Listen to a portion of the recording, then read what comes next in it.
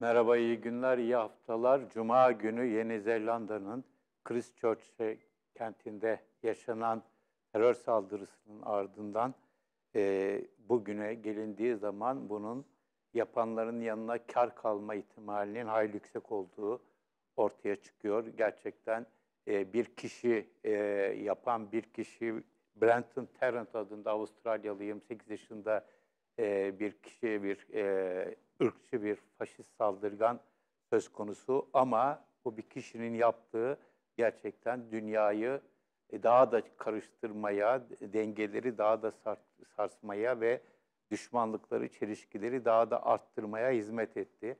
Bu herhalde amacı da buydu ve bu anlamıyla baktığımız zaman büyük ölçüde amacına ulaşmış gibi gözüküyor.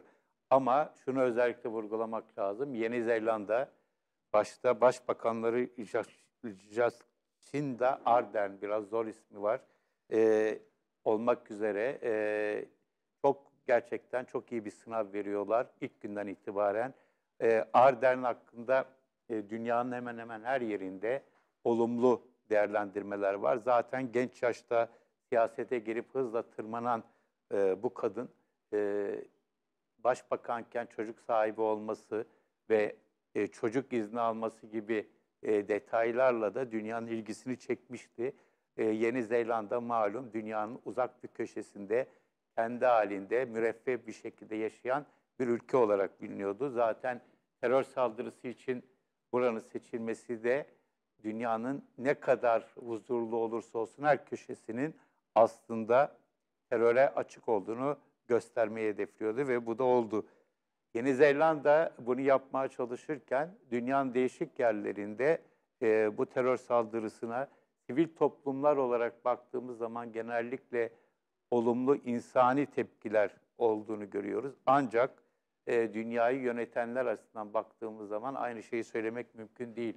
Amerikan Başkanı Trump e, bu konuda yaptığı açıklamalarda, attığı tweetlerde kurbanların yanında olduğunu, kalbini söyledi ama kısa bir süre sonra tekrar mülteciler karşıtı söylemini çok sert bir şekilde sürdürdü. Trump'ın çok fazla bu olayı dert edindiğini açıkçası sanmıyorum.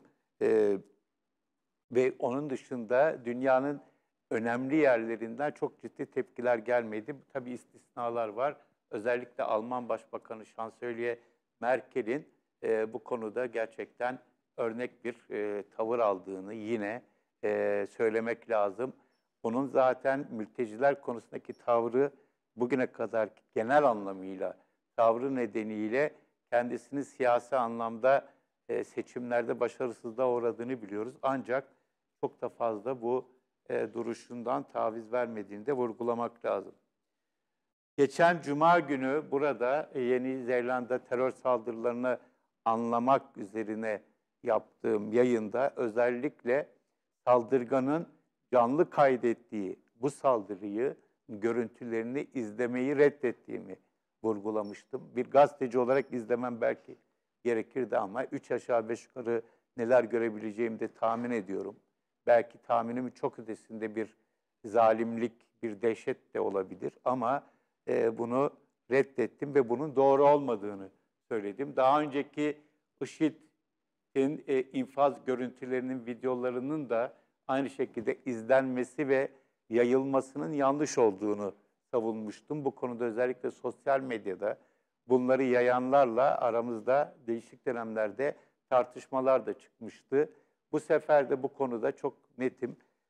Bir kere birincisi bu kişi eğer bunu kaydediyorsa, IŞİD örneğinde olduğu gibi, IŞİD saldırılarını kendisi kaydedip kendisi yaydı ve siz onun yaydığı videoları paylaşarak IŞİD'i teşhir falan etmiyorsunuz. Aslında IŞİD'in propagandasına alet oluyorsunuz. Burada da Brenton Tarrant denen faşistin canlı kaydettiği bu görüntüleri yayarak onun aslında ne hedefliyorsa o hedefine yardımcı oluyorsunuz demektir. Onun aleyhine bir şey olsaydı herhalde kaydetmezdi, yaymazdı ve dünya da şu anda bu görüntüleri yok etmek için bu kadar çaba sarf etmezdi. Ama bakıyoruz Cumhurbaşkanı Erdoğan, AKP Genel Başkanı Erdoğan, Tekirdağ mitinginden başlayarak bu görüntüleri yerel seçim kampanyasında kullanıyor. Gerçekten bu akıl alır gibi bir şey değil. Kabul edilmesi mümkün bir şey değil. Bunu yaparak bir şeyleri teşhir ettiğini sanıyorsa ya da ona bu aklı verenler böyle kendisini ikna ettilerse çok büyük bir gaflet içerisindeler. Bunu yaparak siz en fazla bu kişinin terörünü yaygınlaştırmış olursunuz. Belki o anda o terör, dehşet görüntülerinden ürken bir takım insanlar sizi kendilerine daha yakın görebilirler. Ama bu tür görüntülerin travmatik etkileri hemen olmasa bile zamanla ortaya çıkar. Bu görüntüler sonuç olarak saldırıya uğrayan, bu görüntülerin yayılması diyelim ve bu görüntülerin kendisi camilere saldırı olduğu için de özellikle Müslümanları, dindarları birbirine daha fazla kenetleme gibi bir fonksiyon taşıyacağını hiç sanmıyorum. Bu Müslümanların, Yeni Zelanda'nın iki camiindeki, kendi halindeki insanların nasıl bir katliama maruz kaldıklarını gösteren travmatik bir olay ve bu iyi bir şey değil. Ne İslam için ne Müslümanlar için iyi bir şey değil. Ama bu Türkiye'de siyasi ve yerel seçim kampanyasında bir malzeme olarak kullanılabiliyor.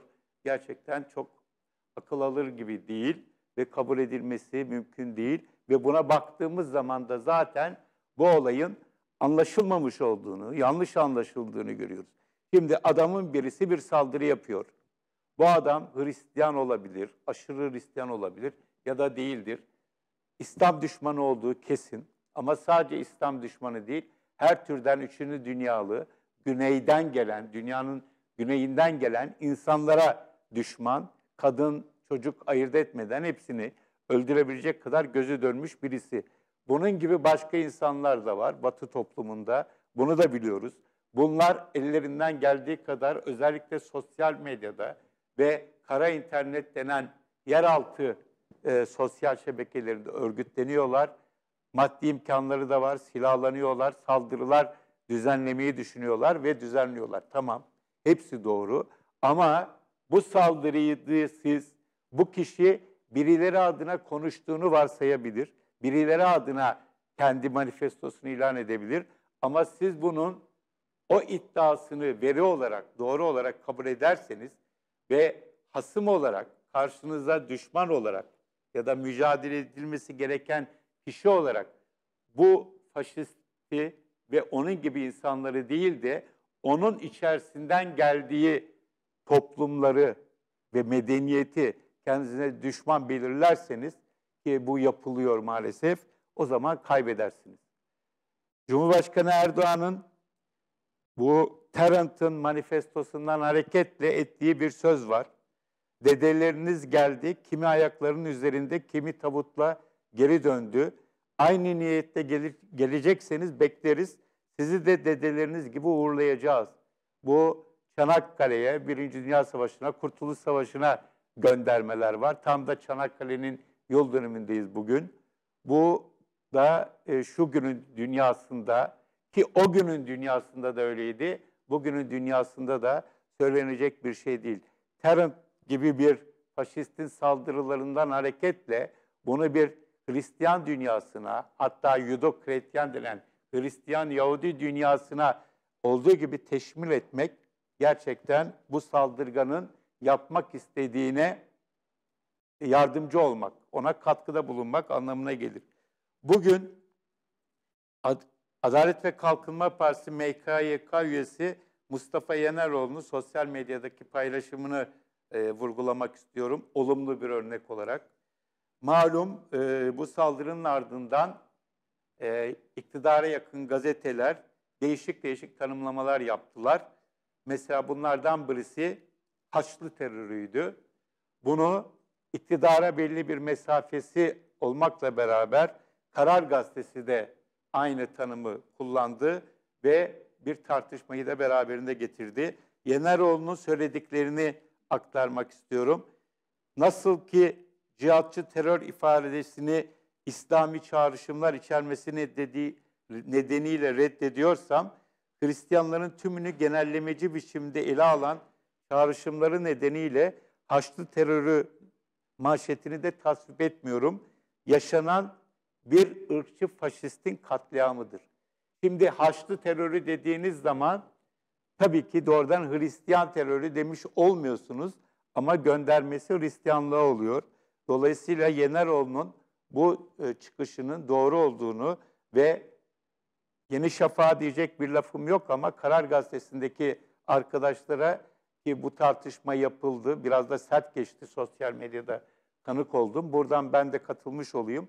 Bence de bu tespit doğru değil. Nasıl biz yıllardır İslami terör, İslamcı terör gibi saf tanımlamaları kullanmamaya gayret ediyorsak ve kullananları uyarmaya çalışıyorsak, burada da çok ciddi bir şekilde dikkatli olmak gerekiyor. Ama insanların buna çok kolay kapılabildiklerini görüyoruz. Bunun değişik nedenleri var. Birinci nedeni tabii ki şu: yıllardır Batı'da, Batı devletlerinin, Batı yönetimlerinin ve Batı medyasının İslam dünyasından kaynaklı bir takım hareketler nedeniyle İslam'la terörizmi eşleştirmeye çalışması ve bunun da beraberinde bir İslam düşmanlığının ortaya çıkması var. Bunun nedeni olarak yaşadığımız El-Kaide, IŞİD ve benzeri bir takım yapıların değişik yerlerdeki terör faaliyetlerini kullanıyorlar. Ve burada tabii ki Müslümanlar bayağı bir zorlanıyorlar bu konuda mücadele etmeye. Çünkü kendilerinin önünde çok zor bir şey var. Bir taraftan çok güçlü bir Batı medyası ve Batı sistemi İslam'la terörü eşleştirmeye çalışıyor. Bir taraftan da bundan çok da fazla rahatsız olmayan bir takım yeraltı örgütleri var. Ve bu örgütler de İslam dünyasının içerisinden çıkıyor. Ama kendi halinde makul bir hayat sürmek isteyen ve diğer medeniyetlerle bir arada yaşamak isteyen Müslümanların bu konuda elleri kolları gerçekten bağlı durumda, çok etkili olamıyorlar. Şimdi böyle bir durumda bu saldırıyla beraber bazıları işlerin kolaylaştığını düşünüyor olabilir. Ama eğer siz Hristiyanlıkla terörizmi eşleştirici bir takım adımlar atarsanız, bu dolayısıyla karşı taraftaki bir takım çevrelerin, ki sizden daha güçlü oldukları muhakkak, İslam'la terörü eşleştirme çabalarını da bir anlamda meşrulaştırmış olursunuz. Böyle garip bir ikilemle karşı karşıyayız.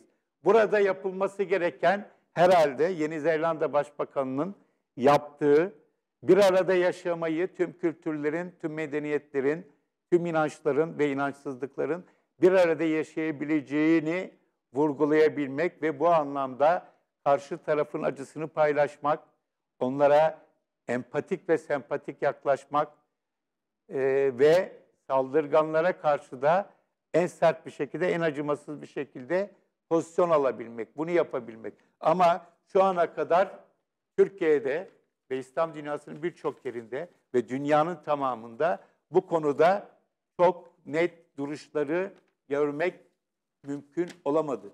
Aslında Türkiye'nin bu konuda sicili hiç de parlak değil. Gerek ülkemizde gerek ülkemizin yakınında yaşanan değişik terör saldırılarına karşı buralarda gösterilen tepkiler ya da gösterilmeyen tepkiler ya da tepkisizlik, hatta birçok saldırıyı meşrulaştırma, makul gösterme hali ya da bir takım komplo teorileriyle bu saldırıların gerçek anlamının içini boşaltma çabaları Türkiye'de bayağı bir birikmiş bir sicil. Ve bu anlamıyla zaten Yeni Zelanda gibi bir katliamın ardından Türkiye'de çok etkili bir, sağduyulu bir duruşun çıkmasını beklemek çok da gerçekçi olmayacaktı. Ancak şunu söyleyebilirim. Yeni Zelanda Başbakanı Ardern'in duruşuna yönelik Türkiye'de sivil toplumun, kamuoyunun gösterdiği ilgi, ona gösterdiği bağlılık ve gösterdiği destek, Yeni Zelanda Başbakanı'nın şahsından yürüyen bir hal var. bu bence çok önemli. Türkiye artık gerçekten bu tür siyasetçiler istiyor.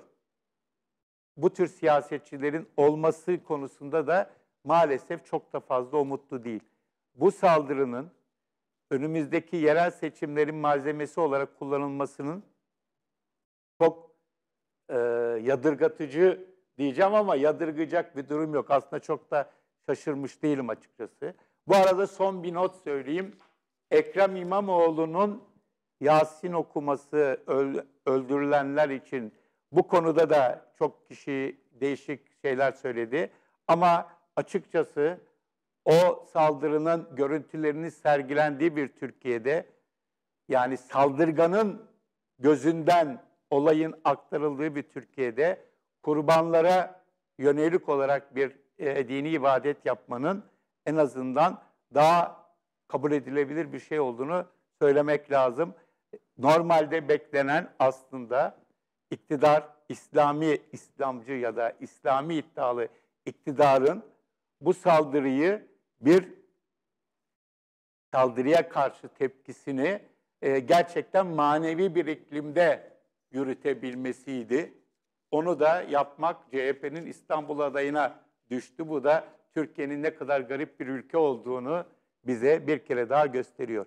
Evet, söyleyeceklerim bu kadar. İyi günler.